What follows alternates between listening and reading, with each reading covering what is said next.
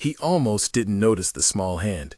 Ricardo's head was full of numbers, schedules, and the metallic taste of last-minute coffee. His phone sat like a second heart in his palm, vibrating insistently against an expensive cuff. The parking lot outside the Glass and Steel Mall smelled of heated asphalt and exhaust. A row of polished SUVs caught the sun and threw it back in sharp, confident flares. He moved with the practiced economy of a man who owned time. Quick strides, eyes on the screen, a heel tapping the rhythm of the next appointment. "Leave it to me, I can fix it," he said aloud. Not to anyone in particular, more a taste of reassurance for himself. The words came easy, shaped by decades of being the one who solved problems. They'd been said in boardrooms, at charity galas, at 1,000 dinner table negotiations, when a smile and a signature made everything right. He said it now as if the parking lot were a stage and he were stepping into his role, caretaker of outcomes, guarantor of smooth expeditions. A soft, urgent voice cut through the city noise, thin as breath and twice as determined. "Sir, please, look under your car." Ricardo's hand froze on the handle. For one heartbeat he pictured the absurd, a stray cat, a lost phone, an item of ceramic mislaid from some boutique. Then the hand withdrew, and he found himself looking down into a small, dirt-streaked face. Bare feet stuck to the concrete like they belonged to the ground. The boy's hair was a messy crown. His cheeks were the color of dust. He clutched a small paper packet with two hands as if it were a treasure chest. "There's something under your car," the boy repeated, breath coming in quick little bursts, eyes flicking to the tires as if the vehicle might roll away at any moment and take his treasure with it. "I hid it so the boys wouldn't take it." Ricardo blinked. The sound of his own laugh surprised him, a short, incredulous burst that carried the arrogance of a man unused to being interrupted by urgency he could not immediately classify. There was something comical in the mismatch. A suited leader, a child with a parcel of food, a parking lot that suddenly felt like the setting for a morality play. He almost said a dismissive thing, something like, "Don't worry, leave it to me," the same easy phrase rebounding off the concrete. Instead, the laugh thinned, and his watch seemed louder than it ought to be. The boy stepped closer, closer than protocol allowed, and offered the packet like an offering. "You can have half, sir. I hid it so nobody would steal it. I can wait." For a moment, Ricardo saw only the packet, greasy paper, the faint stain where oil kissed cardboard, the faint smell when he lifted the wrapper, a warm, fried scent that opened a memory he hadn't realized he owned. It wasn't the gourmet lunch he was scheduled to inhale between meetings, not the sterile, plastic-wrapped snack handed out in the boardroom. It smelled of a street vendor's cart, of a childhood fair, of something simple and fiercely cherished. He thought of the phrase he'd just spoken, "Fix it." He lived by that mantra. Fix the numbers, fix the schedule, fix the impressions, fix. But this was not a problem he could sign off with a check or a press release. It was a human being's single remaining possession held up as currency between dignity and hunger. Ricardo knelt without thinking. Businessmen don't usually kneel in parking lots. The movement surprised the people around them into a small stillness. The boy watched, his lips forming a startled O. When Ricardo's face came level with his, the man noticed the small cut on the boy's knuckle, the way he pressed his thumb over it as if to hide pain. He noticed the patch of sun on the boy's jacket, the way it outlined a worn seam like a memory of belonging. "What's your name?" Ricardo asked, the question coming out thinner, softer than questions in quarterly reviews. "Mateo," he said. "My grandma's name is Nusa. She said not to take it away." Mateo's voice carried a gravity too old for his years. He did not ask for money. He did not beg in the practiced ways of people trained by city life. He offered a portion of his own meal, not because he had too much, but because he believed in the straightness of an exchange. He had protected his food by stashing it beneath a car. In his world, security had been improvised, and trust was a fragile thing. Ricardo accepted the offered half with a clumsy gratitude. He unwrapped the packet and took a bite. The taste was immediate and honest. Salt and heat, and something fried to a crispness that broke like a small, private promise. He felt absurdly the shock of a man who has always had every option, but sometimes never the right answer. There was shame threaded through the warmth that spread into his chest. A sharp, useful shame that made his fingers jitter. "Keep your other half," he said after a moment. But the boy pressed, resolute. "No, sir. I can wait. It's not much. My grandma said if you share, you'll be safe." They ate, sitting on the unforgiving curb while SUVs idled and a valet glanced up with the boredom of a spectator at a minor street scene. The city noise folded around them. When Mateo laughed at something Ricardo said, something small, about the ridiculousness of a suit trying to look after a chip packet, the sound broke something inside the man that had been cobbled together by contracts and presentations. He reached out and brushed Mateo's hair back, an almost imperceptible, human gesture that made Mateo flinch and then smile. If you like stories like this, people finding the surprising places where kindness begins, hit like and subscribe, Ricardo would have said in another life, a life curated for online comfort. The narrator could say it now, as a call between heartbeats. But for the moment, the world was not asking for clicks. It was asking for something harder. Attention. That afternoon could have been nothing more than an odd postcard memory, a wealthy man sharing a snack with a barefoot child and then returning to the glossy world of meetings and mergers. But something in Ricardo kept returning to the image of the small paper packet and the way Mateo had pressed it against his chest, as if to protect not just the food, but his claim to dignity. At the office, the smell of boiled coffee and the soft hum of air conditioners tried to erase the rawness of the parking lot. Glass corridors reflected Ricardo into a million angular possibilities. He moved through them with the efficiency of someone who had learned to displace discomfort with tasks. Sign this, approve that, appear generous in just the right photograph. The elevator ride up felt like a slow ascent from a different planet. "You're not bringing street scenes into my schedule," Marcelo said as soon as Ricardo walked into the big glass office where men and women placed bets on the future. Marcelo had the kind of skepticism that could be weaponized as prudence. He leaned against the conference table, arms folded, his tone a careful press, curious but sharpened into caution. Ricardo told the story and watched the expression shift in Marcelo's face, from amusement to thin disapproval. "You gave a kid a snack," Marcelo said. "That's not a strategy. What if it's a PR problem? What if a camera catches an executive handing out food and we become the pity company in the papers? There are liabilities." Ricardo felt his earlier humility tightening under criticism like a fist. There was, he knew, practical sense in Marcelo's words. That was not the point. The point was simpler, less marketable. The boy's eyes when he offered the packet, the way he had trusted Ricardo enough to get close to a suit he could have feared. That trust mattered more than the optics, more than the brand narrative. "Leave it to me," Ricardo said again, but this time it landed differently. It was not bravado, it was a decision. "I can fix it." Marcelo laughed at the repetition, but the laugh this time was edged. "Fix it? Fix what? You can't fix poverty with a few sandwiches. You can't fix it by making a spectacle in a parking lot. Nobody asked me to fix poverty," Ricardo said. He could feel the words forming defenses. "I just did what seemed right." Marcelo's response was not cruel but practical. "You need a plan, policies, risk mitigation.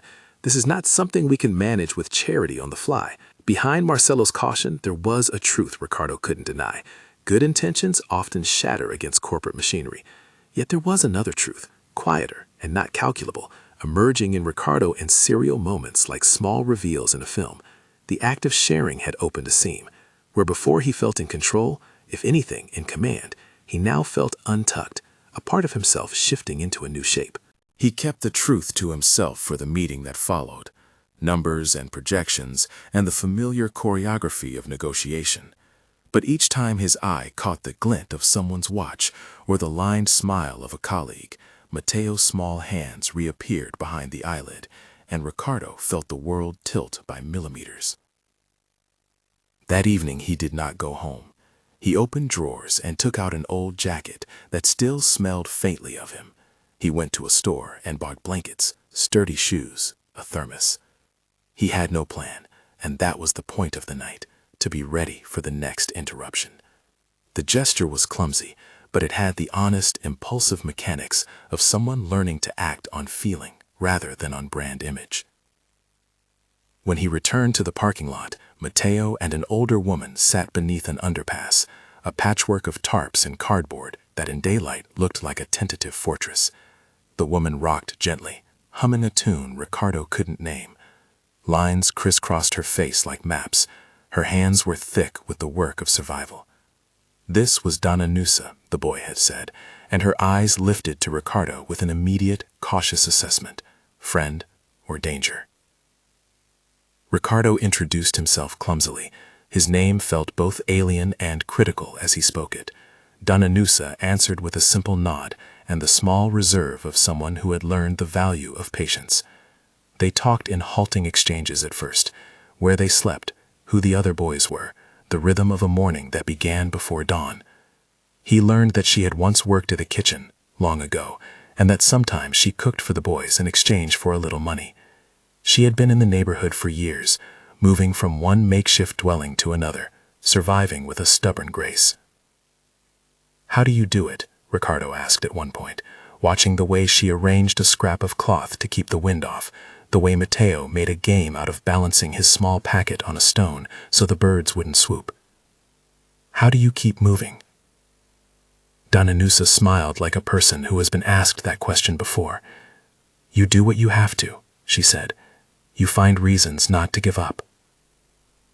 Ricardo thought of the stack of contracts on his office table. He thought of the ease with which he moved through obstacles, the way doors opened when he knocked. Here, the doors were not designed to open. They were improvised, softened with human perseverance.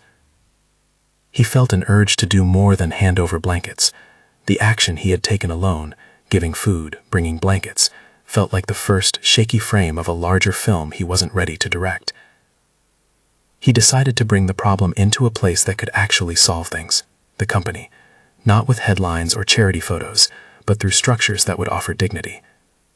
The next morning, he sought out Silvana from HR, a woman who managed the messy intersections between people and policy. She was practical, methodical, the type who believed that compassion was best when it was accountable.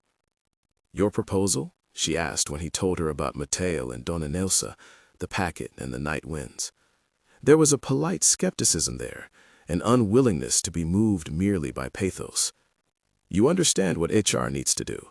We can't just hire someone informally. There are background checks, payroll, liability." "I know," Ricardo said. He met her with the exactitude of someone who wanted to be taken seriously. "I want a position that makes sense for her, something respectful of her skills. We can offer temporary lodging, use company space responsibly.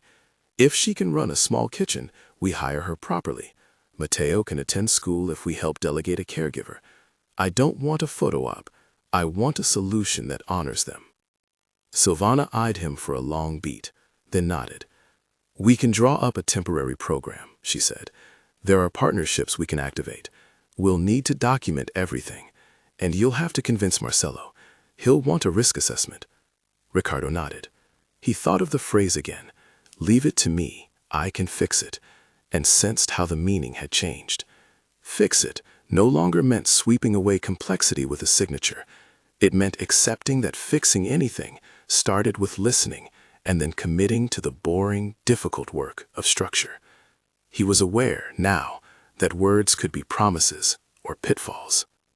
When Marcelo heard the plan, about a temporary room in a seldom-used wing of the building, about a payroll entry for Donna Nusa as a contracted cook, about a small stipend to get Mateo into school, his reaction was steely. "This is going to be expensive," he said, "and visibility is the risk. It sets a precedent. What if others expect the same? Where does it stop?" Ricardo met the question with something steadier than irritation, resolve. "Then we'll design a pilot," he said. "Limited, documented. If it works, we scale in appropriate ways. We can't let the possibility of precedent paralyze us." The pilot became, over the next week, a series of meetings that blurred into phone calls and emails. HR drew up contracts that felt awkwardly formal against the improvised life they were trying to serve. Lawyers added clauses meant to protect the company. Ricardo read them and felt both relief and unease. He insisted on transparency and pushed for dignity. No unpaid labor, no exploitation dressed up as kindness. There was a small rebellion inside him now, a new way of using his resources to create openings rather than to display power. Mateo watched these maneuvers with an adult's curiosity. He had become used to the idea that adults made big noises that meant little, but something here changed his posture. For the first time in a long time, there were plans that included him without demanding he pay for his place in them. He started to sleep with less fear of a booted foot waking him in the night. He started to make small lists, a pencil, a notebook, the taste of bread that didn't crumble in his hands. On the day the pilot launched, Ricardo led a small group to the underpass, a reluctant practical parade of HR staff, a facilities manager, and Marcelo, who agreed to come with the caution of a man watching a fire he might need to contain. They brought cleaning supplies, curtained partitions, a couple of donated mattresses. They did not bring a camera crew. There were no banners. They worked like people who had chosen to be invisible in their help. When Doña Nusa learned there was a possibility of steady work in a company cafeteria, her hands trembled, not with frailty, but with sudden, awkward joy. She measured the opportunity the way a person measures weather, cautiously, then grateful for the warmth. She had tears, quick and private, and when Mateo saw them, he mirrored the surprise, a child learning the contours of hope. The transformation was not immediate. At first, the space felt uncanny. An office wing repurposed into a temporary living area smelled faintly of disinfectant and boiled rice. The mattresses were thin, and the curtains didn't block the noise of the building entirely. Yet they offered shelter where before there had been only thin plastic and the cold of pavement. Ricardo sat with them the first night, an odd feeling of accountability clenched like a small stone in his chest. He realized his life had room for this. More than that, he realized his life had been starving for something unmarketable, a slow, quotidian relationship with people who lived outside his world. Word traveled in small, human ways. A janitor who had seen the men at the underpass nodded at Ricardo in the hallway, recognition passing like a secret. A receptionist began bringing an extra thermos of coffee on particularly cold mornings and left it with Doña Nusa without fanfare. None of the gestures demanded praise. They were quiet, the sort that builds scaffolding for new social forms. There was, however, resistance. Marcelo's caution remained a shadow. In a meeting about brand risk, he asked, pointedly, "How will this look on our quarterly statements?" He was not malicious. He was a man shaped by the rhythms of profitability, who saw the world through balance sheets. But the question cut a little thinly across Ricardo's new convictions. "We will track outcomes," Ricardo said. "Attendance at school, health indicators, job performance. We'll document the process. This is not charity for optics. It's a program. We'll make it accountable." Silvana kept the paperwork tidy. She kept the risk assessments rolling. She asked uncomfortable questions that kept the pilot honest. What happens if it fails? What are the exit strategies that do not abandon people? How do we keep dignity in the center? Each time she asked, Ricardo's answers had to be less romantic and more durable. Days slipped into weeks, and the pilot moved in small, measurable ways. Doña Nusa took to the rhythm of a kitchen like a person remembering the shape of an old song. The smell of sautéed onions and spices threaded through the office corridors, a sensory rewriting of habit. People paused in the hallways, drawn by something that sounded like home. Meetings shifted subtly. Conversations grew softer at edges. Mateo started school with a small backpack and a stubby pencil. He learned to read letters that made his face open into a shape Ricardo had not seen, a child's pride. One morning, as Ricardo passed through the cafeteria, he noticed a small square of paper sitting on the lip of a tray. It had been folded twice and tucked like a secret. Inside was a brittle, hand-shaped biscuit, browned at the edges. A child's handwriting, awkward, not quite aligned, had written 3 words, "For you, sir." Ricardo's fingers closed over the biscuit with an almost reverent care. The smell was home and sun and the sound of a small kitchen in motion. His throat tightened. He had expected many possible returns for his actions. Grudging company approval, perhaps the distant approval of public relations, maybe even an entry on the ledger of social responsibility. He had not expected to be given something back from small hands that had so little. He took a bite. The biscuit was imperfect, too dry at one edge, sweet where it should have been salty. But in its flaws, it contained the whole economy of exchange he had been trying to learn. Mateo, watching from a table across the room, blushed as if caught in a grand misdemeanor, and yet delighted to have offered a gift. The gesture closed a loop in a way that no spreadsheet could. There was celebration, a soft one that shrillined through the staff, an unannounced pause in work, a murmured compliment, a glance shared between strangers who had watched a life pivot in their midst. But celebration did not erase tension. Marcelo's voice still kept the shape of an anxious ledger, and there were questions of sustainability and optics that would not go away. There were also murmurs on social media from a single staff member who posted a photo of the cafeteria and a caption about how rich men try to fix poverty. The post was not vindictive. It asked the uncomfortable question Ricardo had been trying to answer honestly. Can wealth fix poverty? Ricardo read the comments like a man reading instructions for a new kind of life. Some were warm, some skeptical, many simply curious.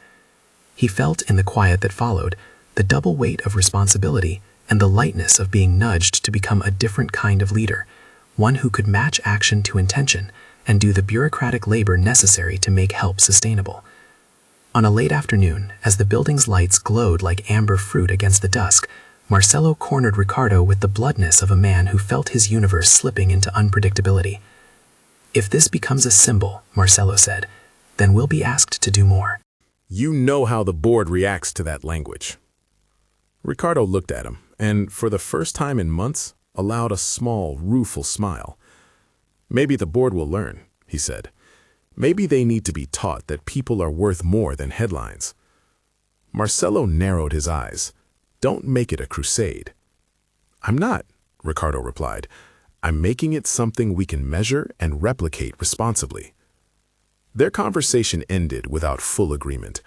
That lack of closure sat between them like a loose tile, something that might be stepped on carelessly or might trip someone into a new path. Ricardo knew there would be struggle.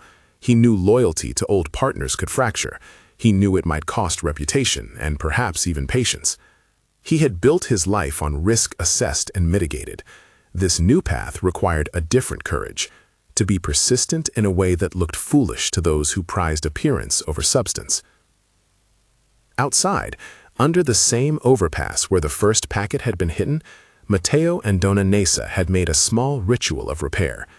The tarp had been secured more firmly. The stone where Mateo balanced his packet had been cleared. They sat together now on a blanket that smelled faintly of the coffee Ricardo had brought, and they talked about small things: the color of the sky, the taste of a new kind of bread, the strange softness of public restrooms that Mateo had never believed were for people like him. "Did you ever imagine you'd be in a place like this?" Mateo asked, folding his legs as if he might fold into a smaller, safer shape. Dona Nesa looked at him, at the boy who had become a bridge between Ricardo's two worlds. "I imagined many things," she said, "but I didn't imagine help would be gentle like this." Mateo's eyes brightened. "He said he could fix it," he said. "Mr. Ricardo. He said, 'Leave it to me, I can fix it.'" Dona Nesa smiled with the kind of distrust that had softened into hope. "He said a lot of things," she said, "but the proof is in the biscuits." Mateo smiled at the thought of biscuits. "I baked one for him," he added, as if this were a secret mission he had completed with great pride. They both laughed softly, the laugh of two people who had learned to measure success in small, human currencies. It was not a victory trumpet. It was a settled contentment that existed between two bites of pastry. Ricardo found the biscuit's imprint on his palate, as if it had been a clue left in the trail, something that pulled him forward into a future that could not be designed entirely by him. The pilot's initial successes felt fragile and exquisite. People in the company were talking differently, the cafeteria filled with the sound of plates and new conversations. Yet in the back rooms, lawyers revised language, and Marcelo drafted alternative plans, and a faint chorus of condemnation and praise echoed across a social feed. There were more choices to be made, more systems to be learned, and more people to persuade. Ricardo had taken the first steps. He had learned to kneel in a parking lot, to listen, to use company tools to create a small, respectful program. He had refused the spectacle and insisted on structure. But the question that pulled at him each night now was not whether he could fix a single situation. It was whether he could change the ways his company used power, how it treated the vulnerable, and how it weighed the moral calculus of a good deed against balance sheets. He realized, with the steady clarity that sometimes arrives after a series of uncertain moves, that fixing wasn't a one-off action. It was a long, relational practice. It involved stubborn, boring tasks, forms, meetings, payroll entries, pleasant and unpleasant conversations with people like Marcelo who had their own loyalties. It involved creating spaces that would not humiliate or exploit. It meant entering a quiet war against the idea that generosity was always a marketable commodity. As dusk settled into an honest night, Ricardo walked back to his car alone.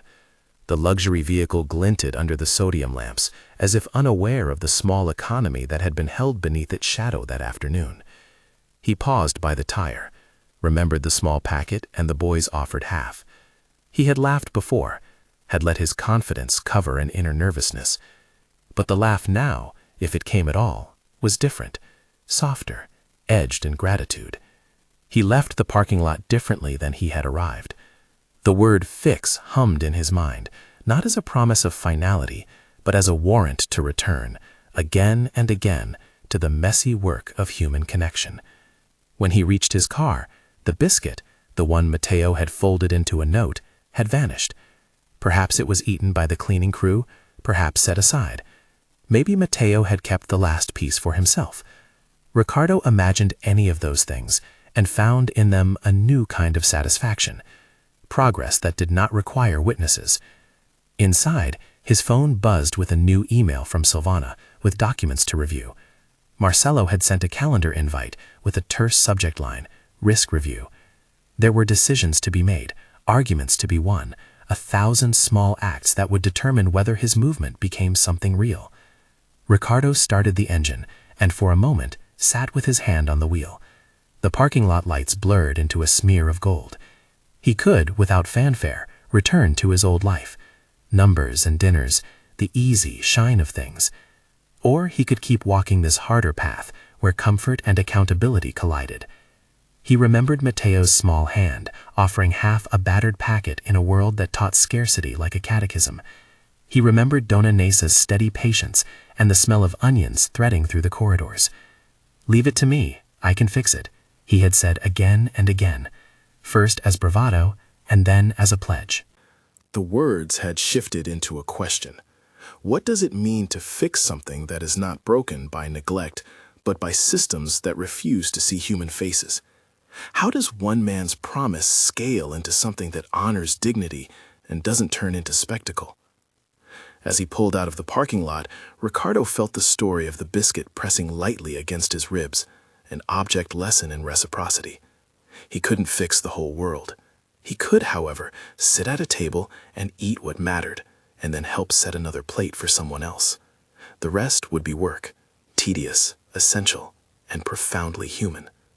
He drove toward the building where the pilot would be assessed, toward a meeting that would test whether intention could survive scrutiny. Outside, the city kept singing its noisy, indifferent song. Inside, a small boy slept more easily than he had in months, and an old woman hummed a song that had kept her moving through years of weather. The scene felt incomplete, and thereby real. No tidy conclusions, only a beginning. Would the company change its culture? Would Marcelo's caution become collaboration or control? Would Mateo keep baking biscuits or outgrow them into other gestures? The answers were not yet written.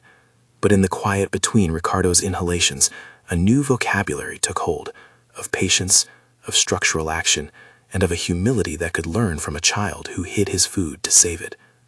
As the meeting room lights glowed the next morning, Ricardo stepped out of his car with a resolve that had the same weight as the first biscuit, fragile and sincere, but present.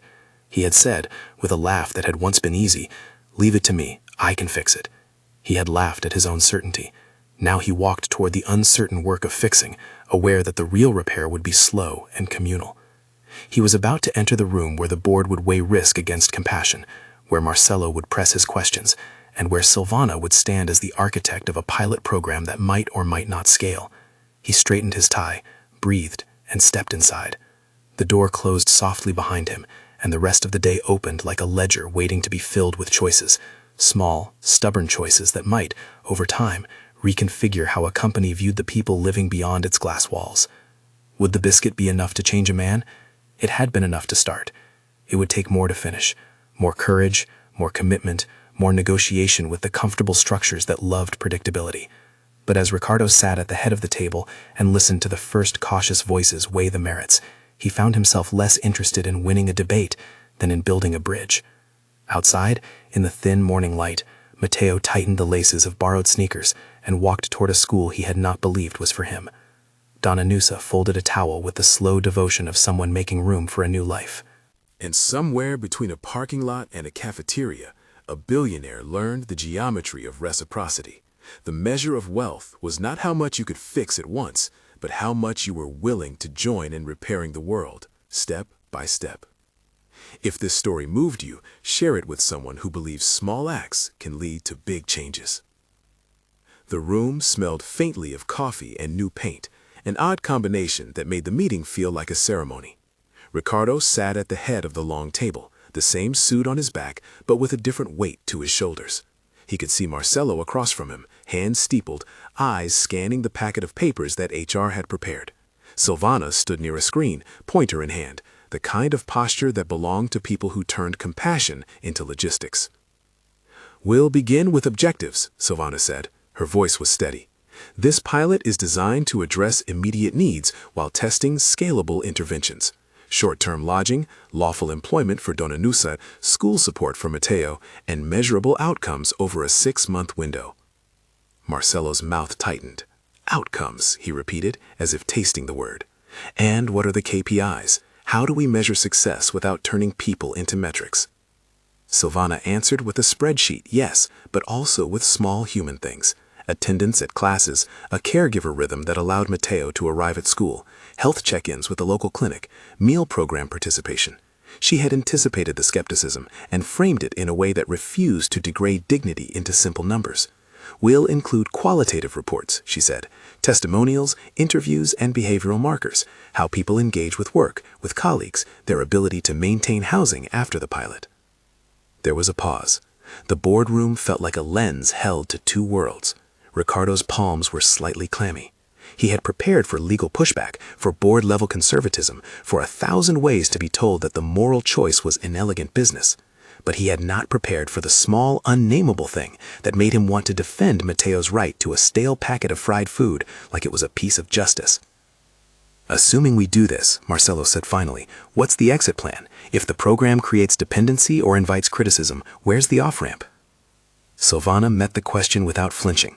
"We build for transition. The goal is integration. We want employment that pays fairly, not charity. We want Matteo in school rather than on the street.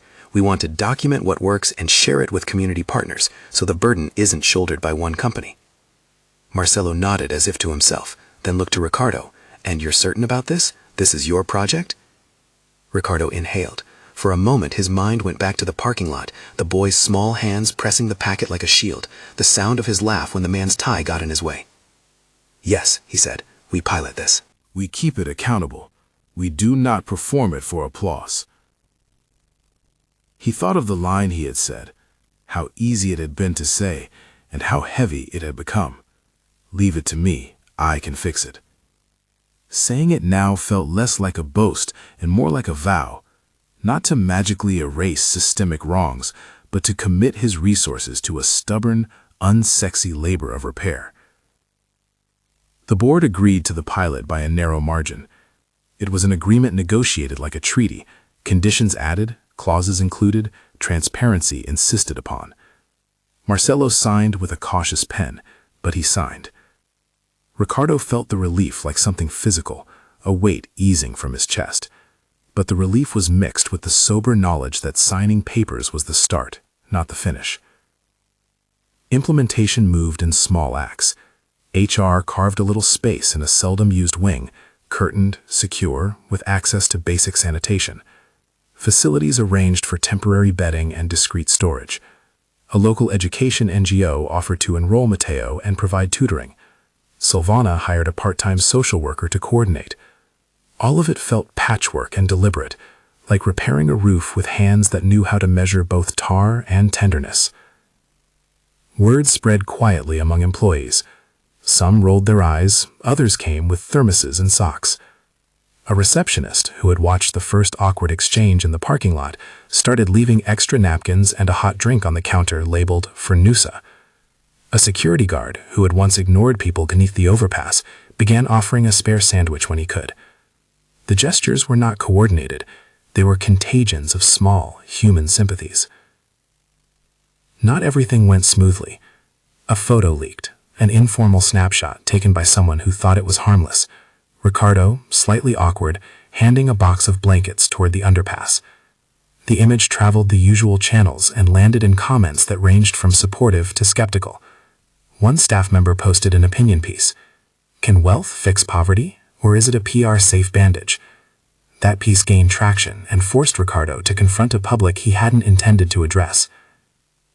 He had expected that being a private man in a public role meant his actions could be quietly managed. The leak made him confront reality. Even when his motive was not publicity, the public lens existed. He did not rush to defend himself. Instead, he asked Silvana and Marcelo for a measured response. Transparency about the pilot, openness to oversight, invitations for community partners to audit the process. He refused, clearly, any staged photography. "We do not dress the work for cameras," he said. "If anyone wants to see what we are doing, they can come." It was a small, deliberate act of accountability. Marcelo, observing the criticism, softened in a peculiar way. He had always been wary of optics, because optics often meant misinterpretation. Now he began to see that some optics could be better used, less as spectacle and more as storytelling that explained the labor behind the image. "We need to tell the story responsibly," he said one afternoon, surprising Ricardo, "not for applause, but for accountability. If the community knows what we're doing, we reduce rumor and increase partnership." The pilot's daily life was where the real transformation lived. Dona Neusa arrived at the company cafeteria early each morning, hand scrubbed, a scarf wrapped with the care of someone who had made practice into ritual. She cooked the block of eggs the way she used to, simple recipes enriched by a life of improvisation. The smell of frying onions threaded down corridors that had once smelled only of printer toner and hand sanitizer. People began to gather at odd hours, drawn by food that tasted like someone had thought of comfort first. Employees who had never eaten together now did. A coder sat opposite a janitor, and they compared stories about mornings, about trains and late buses, and the small things that made a day bearable. Mateo, who had started school a few weeks in, brought drawings that he left on the notice board, a sun with too many rays and a small figure with a tie labeled Mr. Ricardo. He learned to write his name in careful, proud capitals. One day, during a modest staff meeting, Mateo shyly took a seat at the table where Silvana had placed a few cookies. He looked at Ricardo with a mixture of awe and affection, and then, with the bluntness of a child who has no artifice, asked, "Are you proud of me?" Ricardo felt his throat catch. "Yes," he said, "very proud." The answer was simple and enormous. Mateo smiled, and the softness in Ricardo's chest had nothing to do with business success. There were missteps. A supplier took longer than expected, and the modest room intended for temporary lodging remained unfinished for a few extra weeks, forcing Mateo and Dona Neusa to sleep in the cafeteria on an awkward single night. Ricardo felt that failure like a personal rebuke. He spent an evening in the kitchen then, sitting on a metal stool, stirring a pot, and listening to Derek, a facilities worker, tell him about the practicalities of sourcing mattresses. Those conversations grounded him. He learned, fast and humbly, that systems demanded attention you could not buy, follow-up calls, persistent supervision, attention to detail. As the pilot matured, Silvana produced reports that blended statistic and story. Mateo's school attendance rose from irregular to steady. Dona Neusa's shifts in the cafeteria stabilized into a predictable schedule, and her income provided for small purchases she had not imagined in months. Absences among staff decreased in the week after the lunch program began, an effect that Marcelo tagged as wellness spillover, then curiously called positive externalities in a report. The numbers mattered because they meant the pilot was not merely a flash in the pan. It was doing things that could be written down and defended to a skeptical board. Those victories did not abolish criticism, and Abad called the pilot a comforting cosmetic for structural problems. Ricardo read it twice. He did not like the language. He accepted the premise behind it. He replied with a short note that he asked to be shared publicly, that his company could not fix systemic inequality alone, that it was not attempting to manufacture a miracle, and that the pilot was an attempt to use corporate resources in an accountable, small-scale way to create bridges with local partners. He invited civic organizations to talk and asked the press to spotlight the partners, not the faces in suits. The headline that followed was mixed, but within the building something changed that had nothing to do with Spirn. People began to speak differently to each other. Casual conversations turned into offers, someone from legal volunteering an hour to help with documentation, an accountant offering to mentor small financial literacy classes for residents in the neighborhood. The change was not universal. Some employees saw no need to alter patterns of life, but the seed had been planted. Marcelo, who had argued for a careful, slow approach from the start, found himself walking through the cafeteria one lunch hour and pausing at the steam. He watched a young analyst, a woman with shorthand and a sharp wit, laugh as Dona Nosa told an old story about a stubborn pot that refused to boil. Marcelo stood for a while, then approached Ricardo with his hands in his pockets. "You were right to insist on documentation," he said, surprising the man who had seen him as an unmovable ledger.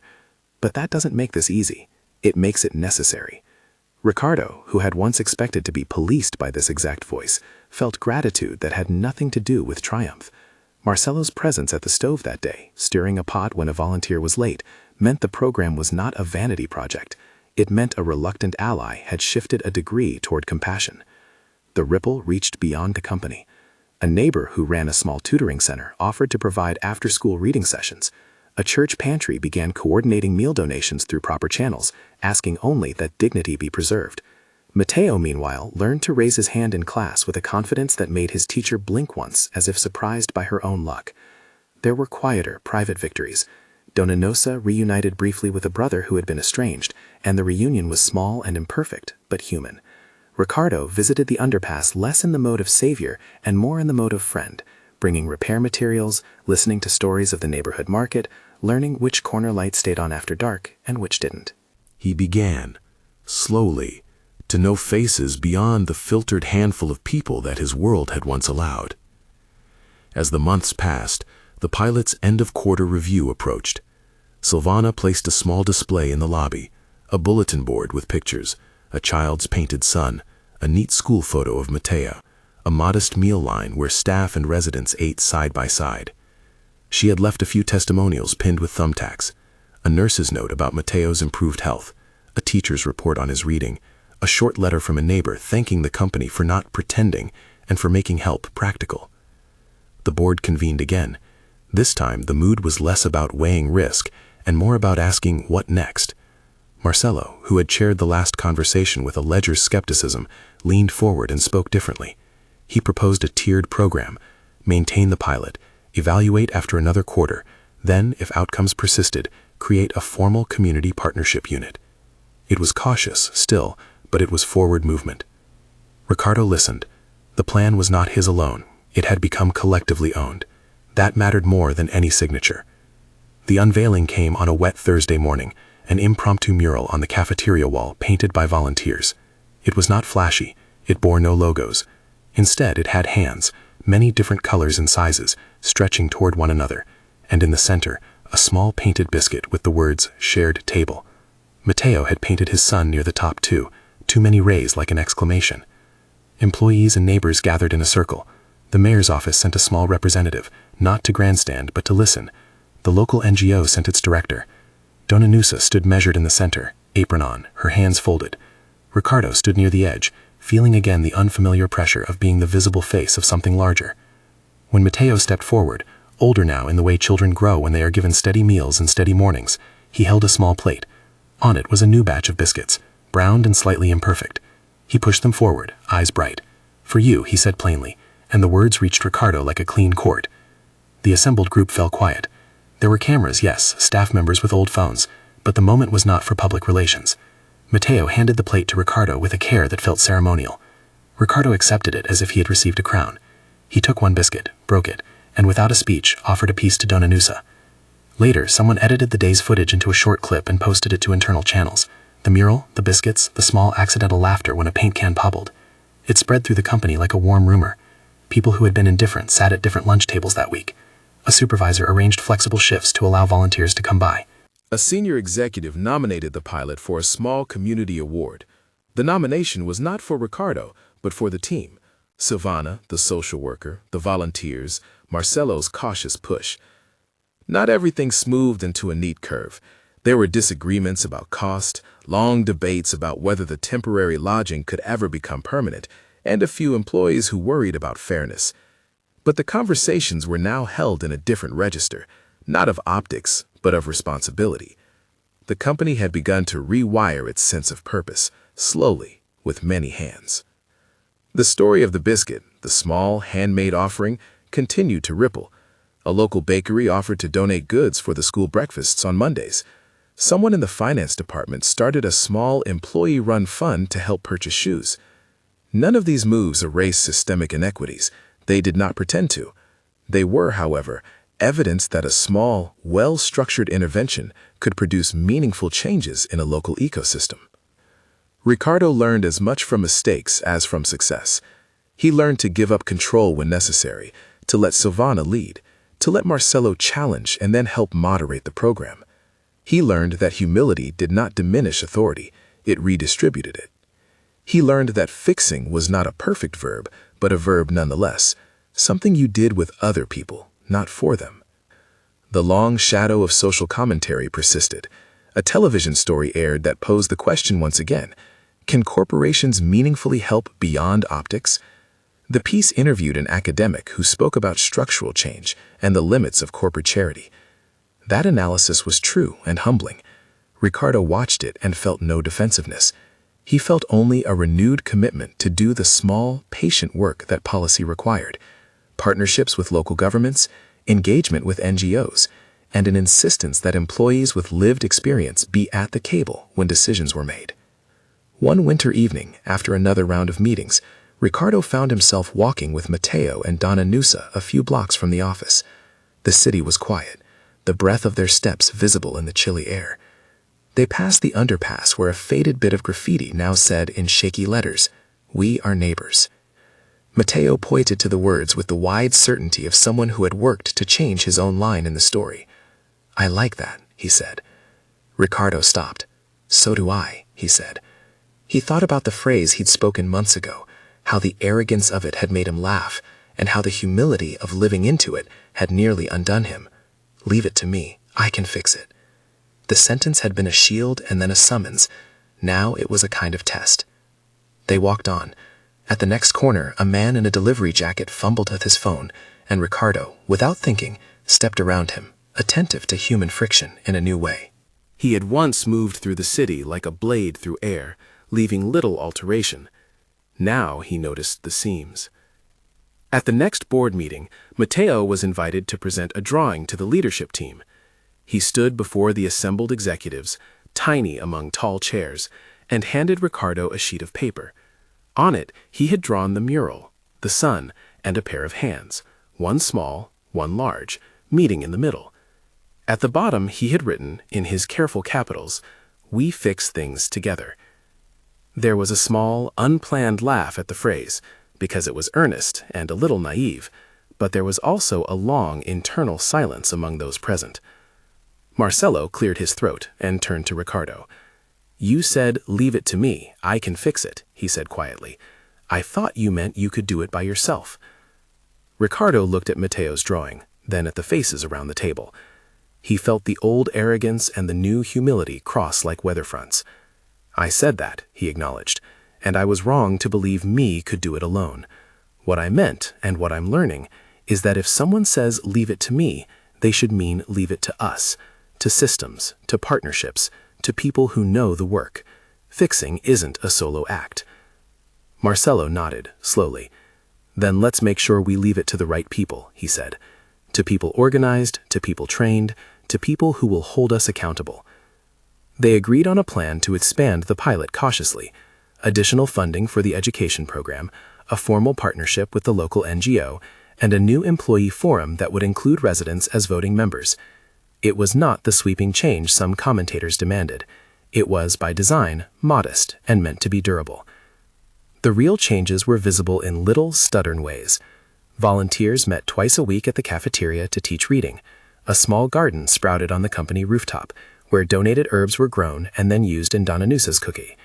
Matteo, who once counted the minutes in a day by hunger, now learned to count the names of the people who helped him.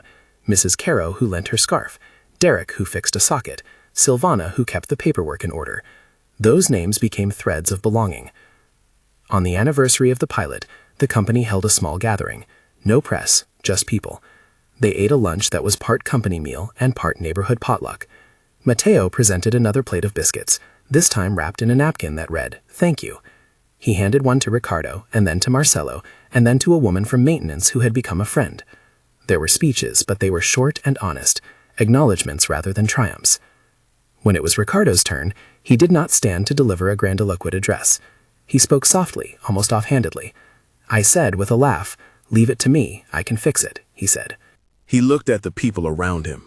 Some who had been skeptical, some who had offered socks, some who had slept in the cafeteria when the room was not yet ready. I was wrong in the way I thought it would be done, but I was right that we could begin.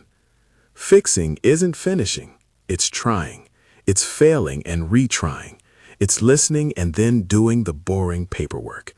It's accepting that sometimes the person you think you're helping will teach you more than you teach them. There was no swelling music, no applause like in a film. There were hands that met, and a silence that was full. Matteo leaned against Ricardo's leg, and the man realized that his life had rearranged itself around smaller, truer priorities. Outside the building, the city kept moving. The underpass where Matteo had once hidden his packet of fried food was different now. Lights burned more steadily thanks to a neighborhood petition. A community board listed help resources, and someone had posted a small laminated card with a phone number for counseling. Those were not miracles, they were the results of patient labor. Ricardo drove home that night, and for once did not feel the compulsion to rush. The phrase he had used so flippantly months ago had lost its polished arrogance. In the rearview mirror, the headlights of other cars threaded like a reminder that the world was both indifferent and full of possibilities. He remembered the small biscuit, that first imperfect, earnest gift, and he understood why it had mattered. It wasn't that one biscuit fixed anything. It was the chain it started. A man choosing to listen, a company choosing to be accountable, a child choosing to share. The question that had sat behind his earlier laugh now felt like a challenge to everyone who heard it. Leave it to me, I can fix it. Who is the me meant to be? That question had been answered differently than he expected. The me had to be plural. The me had to be partnered. The me had to be humble. In the weeks that followed, a small plaque was installed near the cafeteria, inconspicuous and modest. It read simply, "Shared table, a pilot of neighbors working together." No names, no corporate logos, just the phrase and the date. Ricardo touched the metal with his fingertips once, as if to test its coolness, and left it there. He did not seek recognition. He had learned that the honor was in showing up consistently. Months later, strolling through the office on a rainy morning, he overheard a junior employee tell a colleague, "If you see someone asking for help, don't just look away. Ask what they need." It was the kind of sentence that carried the pilot forward into culture. Subtle, not mandated, but diffused across daily life. One afternoon, years down the line, Matteo came to Ricardo with a small envelope. Inside was a crisp, carefully folded sheet, an acceptance letter to a technical school he had wanted to attend. The joy that met Ricardo in that moment was not spectacle, but a quiet, private triumph. Matteo had earned it. The company had helped make the conditions for his entry possible. Donanussa, standing by with a modest bouquet of herbs from the rooftop garden, squeezed Ricardo's hand in a way that said, "This was ours." Ricardo had once meant fix to be instantaneous and solitary. He had learned to mean something different, to fix as a verb that requires persistence, company, and humility. He had learned to listen beneath the metallic hum of ambition and to value the tactile, human work of steady repair. He had been laughed at, first by himself, then by others, when he said, "Leave it to me, I can fix it." In the end, he found that the laugh had been useful. It had been the hinge that opened him. On a bright morning, the mural in the cafeteria glowed softly as sunlight found the painted hands. Ricardo stood beside Mateo and Dona Nusa, watching employees come and go. He had been a man who once solved problems by signature. Now his signature meant something different, a willingness to keep showing up, to build systems that respected dignity, to let the people he intended to help lead. He caught Mateo's eye. The boy, no longer merely the homeless boy in a headline, but a young person with a constellation of small victories, grinned and reached into his pocket. He pulled out a small, crumpled packet. "I saved this," he said, "from the first day." Ricardo's fingers closed around the packet with the same reverence he had felt that first afternoon, though now the feeling was shaded with a deeper comprehension. He opened it and found, not food, there was nothing left to eat, but a scrap of paper with a childlike drawing, two hands meeting over a plate. Written in a child's earnest script were the words, "Leave it to us." Ricardo smiled, and it was a smile without the old edge of performance. He looked at Mateo and at Dona Nusa and at the people moving behind them, and he felt something that could be called hope, deliberate, tested, and imperfect. The world beyond the cafeteria remained complicated. Structural inequalities still held firm in places where policy and economies colluded to keep it so. The pilot did not change that overnight. No pilot could. But in a small way, among files and casseroles and school books, a different habit began to take hold. The habit of noticing, of translating attention into accountable action, of letting me become us. Ricardo thought again of the parking lot, the laugh, the boy with bare feet. He had come to see that fixing was not about a single man claiming solutions. It was about creating spaces where people could be seen and supported, where the dignity of a half-shared snack was honored rather than exploited. It was about being willing to be surprised by who taught whom. He tucked the scrap of paper into his wallet, not as a trophy, but as a reminder.